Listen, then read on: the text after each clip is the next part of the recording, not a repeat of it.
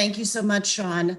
I'm so honored to be asked to contribute to this really amazing bit of information and group of presenters. So I thank you. I'm very passionate about what I do, and I hope that comes through in my presentation. So before I actually get started, I'm going to start a little demonstration here. So I hope you can see this. I have a glass of water, and I'm going to put a couple tablespoons of chia seed. So we'll put that in there. 2 tablespoons is probably a little more than I would normally do, but I want to get a fairly quick response here for my demonstration. So we'll stir it up.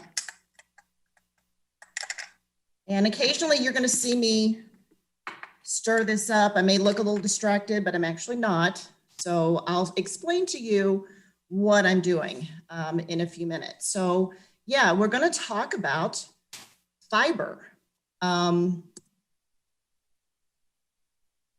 So my PowerPoint, there we go. So we all know, what protein is, and we know what fat is, but not many of us really stop to think about fiber. So what actually is fiber? Well, fiber is the part of plant food that's actually indigestible. So it's not absorbed into our circulatory system. It stays in our gut, and it's found in a wide variety of plant foods. Oh, I'm sorry. All right, so what are the benefits? So Dr. Chaudhry has mentioned that, we know that food is truly medicine in the world of cancer. By now you're sold on the fact that food works against cancer in a variety of ways, but how do we actually implement that? So we're going to talk about the fiber. The benefits of fiber are weight stabilization and loss. So we know that fiber digests more slowly in our GI tract. So it can help us feel full longer. And because of that, it also helps to decrease those blood sugar spikes that we can experience when we eat carbohydrate-rich foods. So it lowers the risk of diabetes. Some types of fiber also help decrease the amount of cholesterol in our bodies. So it can decrease our heart disease risk. And it can also help decrease some types of cancers. But it's also fuel for those beneficial gut microbes. And we're going to talk a lot about that. So whole foods contain a primary mix of 2 types of dietary fiber. They're called soluble fiber. So we're stirring soluble fiber and insoluble fiber. Now within each of those categories, there are numerous different types of molecules that comprise fiber.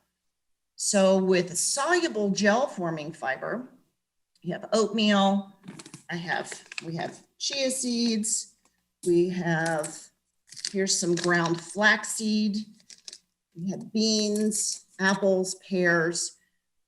We also have insoluble fiber. Now, insoluble fiber is the roughage, so it adds bulk to our diet. It's the skins, it's the peels, it's the fibrous material that's, for instance, in a sweet potato. So it's indigestible, it's bulk. So folks really struggle with differentiating. We know what insoluble fiber is, but soluble fiber is difficult to explain. So that's why I started these chia seeds to kind of show you what that looks like. So when you put water with chia seeds, it's actually forming a viscous gel. So this viscous gel is actually called mucilage. And when you consume it, it combines with the liquids that are in your GI tract and expands. This mucilage coats all of your gut. It's fuel for the beneficial gut microbiome. It also is used as a treatment for diarrhea. So we recommend folks who are having concerns with that because of their chemotherapy treatment that they eat a diet that's high in soluble fiber, because it helps to thicken up stool and prevent more diarrhea. So the average American actually consumes about 12 to 15 grams of fiber per day. It's the average American diet. American Institute for Cancer Research recommends upwards of about 30 grams of fiber a day to decrease the risk of some types of cancers. For women, that range is about 25 to 28, and for men, it's upwards of about 32. So how do you even get started doing this? And that's what we're going to talk about today. As a dietitian, what I'm going to recommend that you do is to get an idea of what your baseline is, right? You need to know where to start. So the recommendation really is to just kind of track what you're eating for a few days, because we don't all eat the same thing every day. Most of us don't. We eat a variety. So a lot of folks are using food trackers to do that. So there's some really good ones, MyFitnessPal, MyPlate through the USDA. There's Chronometer, Spark People. So just put in all of your foods that you're eating, paying special attention to serving size, because that's going to matter, and track it for a few days and see where you are. You may be more around 10 to 12, or you could be upwards of 19 to 22, 23. So look at your range. So the goal is actually to increase slowly, because when you add fiber to your gut, as Dr. Chaudhry mentioned, there are changes that occur. You can get abdominal discomfort, you can get bloating, you can get kind of gassy if you try to increase a little bit too quickly. So I recommend folks increase about 3 to 5 grams a day with different types of foods, but 3 to 5 grams a day, kind of hang out at that level for a week or so and just kind of pay attention to what your gut's doing. Also pay attention to transit time. When you change the fiber in your diet, sometimes you don't go to the bathroom quite as much as you used to, or you might go a little bit more. Also make sure that you're drinking plenty of fluids as you increase fiber, because as you see from these chia seeds, it's becoming more and more viscous. It's absorbing the water that's in here. So if you increase your fiber too fast and you're not getting enough liquid, you're going to end up with some problems in your gut. So do it very, very slowly. So, when you're in the grocery store, what I recommend is to become familiar with your foods. All processed or all packaged food in the grocery store is going to have a nutrition facts label on it. So the first thing you're going to look at is the serving size. It's 2/3 of a cup for this particular item. You're going to scroll down and find dietary fiber. So it's just going to be fiber in general. You're not going to know whether it's soluble or insoluble, but it's dietary fiber. So of course, if you're making a recipe, if the recipe is a 4-serving recipe, you're not going to get 4 grams of fiber. You're only going to get 1. So pay attention to that. I have an item here that I pulled out of my pantry. It's an organic edamame spaghetti. But if you look at the nutrition facts label, a serving size is 2 ounces dry, and it has 11 grams of dietary fiber. Well, when you cook that up, that's a lot of pasta, and I'm not going to eat 2 ounces of pasta. So I may only eat a third of that. So I have to pay attention. And the other thing I want to mention on bread. Bread is notorious for either listing 1 piece of bread or 2 pieces of bread as the serving size. So make sure you look at that. Okay. So how stocking your kitchen for success. So we're first going to talk about non-perishable items, things that you can keep in your pantry. So I actually raided my pantry this morning to see what do I have in my pantry. So I actually found some refried beans. And again, as Dr. Chaudhry mentioned, you need a variety. Don't just eat the same type of beans all the time. I've got some dark red kidney beans. I have some garbanzo beans because I make homemade hummus with that. So I always keep that around the house. Nuts and seeds. I eat nuts and seeds all the time. We have the chia seeds. I have sprouted pumpkin seeds. I have hemp hearts, shelled hemp seeds that I put, and you just mix and match with your different recipes. Nut butters. There's so I shop at a warehouse grocery store in the area that has a really good mixed seed nut butter. It's fabulous, variety of whole grains.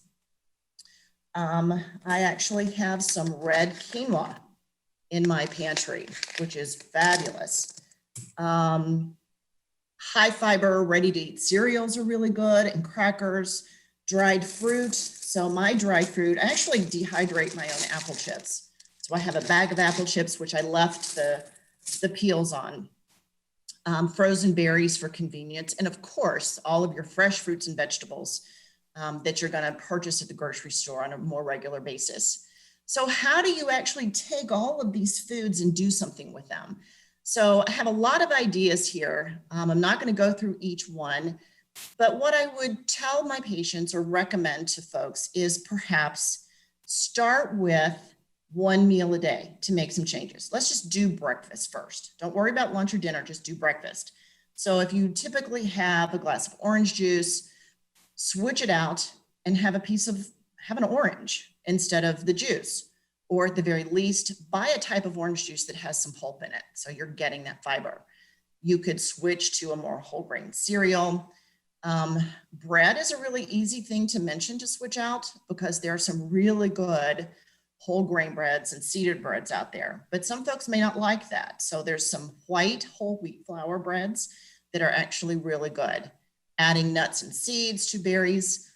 So I have also mentioned to folks you don't need to eat conventional breakfast foods for breakfast. You could have leftovers from dinner the night before.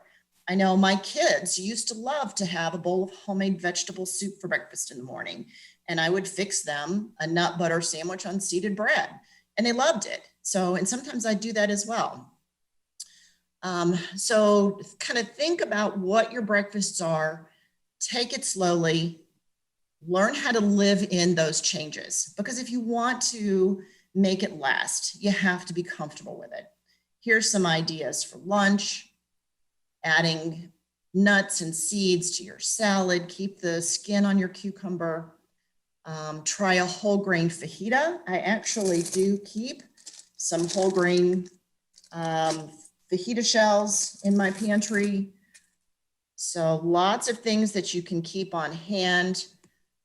For dinner, here's some ideas. Really work toward increasing your variety of plant foods. And again, you've seen all of these things that I've pulled out of my pantry. Variety is the key.